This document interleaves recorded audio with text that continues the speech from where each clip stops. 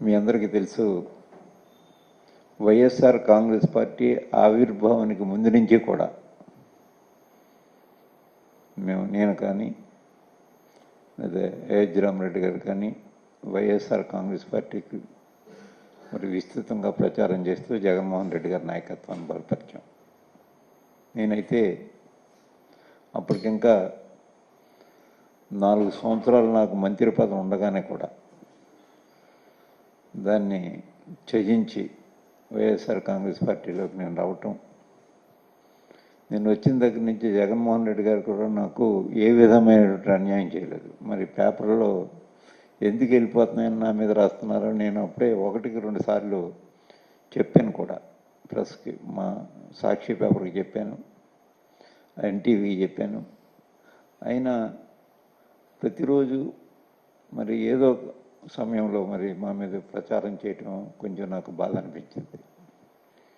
ఎందుచేత బాధ అనిపించిందంటే, ఉన్న క్యాబినెట్ మంత్రి పదవిని విడిచిపెట్టి ఈ పార్టీలోకి వచ్చిన తర్వాత నేను ఎన్నికల్లో ఓటమి చెందినా జగన్మోహన్ రెడ్డి గారు నాకేమి నా ప్రాధాన్యత మాత్రం అది పార్టీలో కానీ లేదా అధికార పదవుల్లో కానీ నాకు ఏమాత్రం కూడా నన్ను తగ్గించలేదు. డిప్యూటీ చీఫ్ మినిస్టర్గా కూడా నాకు నా పదవిని అప్హెల్డ్ చేయటం కూడా జరిగింది ఆయన. మరి అటువంటిప్పుడు నా వ్యక్తిత్వం కూడా మీలో అందరికీ తెలుసు. ఎక్కడ ప్రలోభాలకు లోబడో లేకపోతే ఇంకా మంచి పదవులు ఇస్తామని ఎవరైనా ప్రలోభ పెట్టిన దానికి తల వంచో మరి నీ తత్వం కాదు నాది. నేను రాజకీయాల్లోకి వచ్చినప్పటి నుంచి నాకు మొట్టమొదటగా నాకు హైదరాబాద్లో కూడా పరిచయం పెద్దగా ఎవరితో నాకు పరిచయం లేదు. మా తూర్పుగోదావరి జిల్లాలో ఒక వెటరన్ వెరీ ప్రాంప్ట్ లీడర్ స్వర్గీయ రాయవరం మునసు గారు ఉండేవారు. వారు నన్ను తీసుకెళ్ళి రాజశేఖర రెడ్డి గారికి పరిచయం చేసి, బోసు రాజకీయాల్లో ఉన్నంతకాలం మీ వెంట ఉంటాడు, నేను ఇచ్చిన హామీ అది, మీరు ప్రోత్సహించండి అని రాజశేఖర రెడ్డి గారికి చెప్పారు నన్ను. ఆ రోజు నుంచి కూడా నేను రాజశేఖర రెడ్డి గారి నాయకత్వంలోనే ఉన్నాను. కాంగ్రెస్ పార్టీలో ఉన్నప్పుడు కూడా ఏ ఒక్కరోజు, ఇది కొంచెం ఆశ్చర్యమైంది, ఏ ఒక్కరోజు ఏ పార్టీ టికెట్కి పార్టీ అధ్యక్షులు ఎవరున్నా నేను వెళ్ళి ఎప్పుడు అడగలేదు. ఒక రాజశేఖర రెడ్డి గారిని మాత్రమే కలవటం, టికెట్కి దరఖాస్తు ఆఫీసులో ఇచ్చానంటే నువ్వు వెళ్ళిపోయి పని చేసుకో, ఇక్కడ ఎందుకు ఉన్నావు, ఇంకా నేను చూసుకుంటాను నేను చెప్పడం. నేను ఆర్థికంగా స్థితిపడిన కాకపోయినా ఆయనే ఆర్థిక సహాయం చేసి నాకు మరి నన్ను ప్రోత్సహించడం కారణంగానే ఎన్ని రోజులు రాజకీయాల్లో కొనసాగాను నేను. రాజశేఖర రెడ్డి గారి తర్వాత కూడా, ఆయన మరణం తర్వాత జగన్మోహన్ రెడ్డి గారి నాయకత్వాన్ని బలపరిచిన వారు కూడా అదేవిధంగా నన్ను ప్రోత్సాహం చేశారు. అంచేత నా మీద కూడా ఎప్పుడు నాకు దైవం తర్వాత దైవం రాజశేఖర రెడ్డి గారిని గానే భావించాను నేను. నాకు నేర్నిచ్చే కల్పవృక్షం ఎవరంటే వైఎస్ఆర్ కుటుంబం.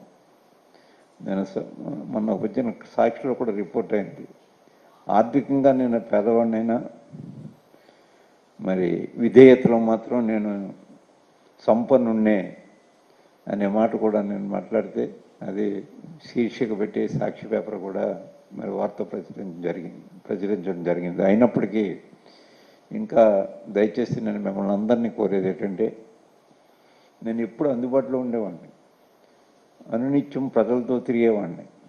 నాకేమీ వ్యాపారాలు లేవు, నాకేమీ వ్యవసాయ భూములు లేవు, నిరంతరం ప్రజలతోటే ఉండేవాడిని. నేను నా మీద ఏమైనా అనుమానం ఉన్నప్పుడు నన్ను డైరెక్ట్గా అడగండి, తప్పులేదు. డైరెక్ట్గా అడిగి ఇలా మీ మీద వార్తలు వస్తున్నాయి, పార్టీలోంచి వెళ్ళిపోతారని వాస్తవం అయితే నేను చెప్తాను, ఇక్కడ దాచుకోవాల్సిన అవసరం లేదు అని చెప్పి ఏ ఒక్క రాజకీయ నాయకుడికి కానీ ఏ ఒక్క రాజకీయ పార్టీ కన్నా తల వంచవలసినటువంటి అవసరం నాకు అందుకంటే లేదు. నాకు వ్యాపారాల్లో ఏమీ లేనప్పుడు అక్కడ తల వంచవలసిన అవసరం నాకు ఎందుకుంటుంది? వ్యాపారస్తులే కావాల్సిన అవసరం లేదు, సక్రమమైన వ్యాపారం చేసుకునే వాళ్ళు ఎవరు. అంచేత ఆ పరిస్థితి ఉండదు. ఇది ఈ విధంగా చేస్తే this is nothing but political assassination of a person, of a political leader. దయచేసి అటువంటి వాటిలో కొంచెం మిమ్మల్ని అందరినీ 2 చేతులు జోడించి ప్రార్థిస్తూ ఉన్నాను. దయచేసి మిమ్మల్ని అందరినీ అటువంటి వార్తలు దయచేసి ఆపించండి అని నేను కోరుతూ ఉన్నాను. ఏం చేస్తున్నాయి ఒక వెళ్ళిపోయిలో ఉన్న ఎవరైనా ఉంటే చెప్తారు.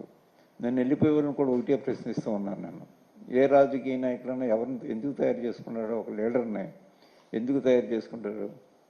అన్ని విధాల నాకు అండగా తోడుగా ఉంటారనే కదా ఒక లీడర్ని తయారు చేసుకుంటాడు ఒక నాయకుడు. అటువంటప్పుడు మేము ఆర్థిక స్థితిపరం కాదు, పార్టీ లీడర్ యొక్క దయాదాక్షిణ్యాలతో, నిజంగా మాట్లాడుతున్న దయాదాక్షిణ్యాలతో మేము పైకి వచ్చిన వాళ్ళు. ఎందుకు విడిచిపెట్టి వెళ్తాం అంటే, విడిచిపెట్టి వెళ్ళరని అంటలేదు, ఒక నైతికత ఉండాలి దేనికైనా. ఒకవేళ మనం పార్టీ విధానాలు నచ్చలేదు వెళ్ళిపోతాం అనుకున్నప్పుడు, మళ్ళీ మన ప్లేస్లో పార్టీని ఇంకొకరిని నిలుపుకునేలా ఉంటే తప్పకుండా వెళ్ళిపో. అతను నేను నా యొక్క ఈ కారణం వల్ల వెళ్ళిపోతుందని చెప్పేసి వెళ్ళిపోవచ్చు, తప్పులేదు దానికి, నేను కాదని అన్నాను. కానీ ఇవాళ మాకు వైఎస్ఆర్ కాంగ్రెస్ పార్టీ అటు శాసన మండలిలో కానీ రాజ్యసభలో కానీ మేము రిజైన్ చేసి బయటికి వెళ్ళిపోతే మా స్థానం భర్తీ చేయలేము, కనీసం పోటీ కూడా చేయడానికి మాకు అక్కడ ఓట్లు లేవు. మరి అటువంటి సమయంలో బయటికి వెళ్ళిపోతే అది పార్టీ అధ్యక్షుడిని లేదా పార్టీని వెన్నుపోటు పొడిచినట్టే.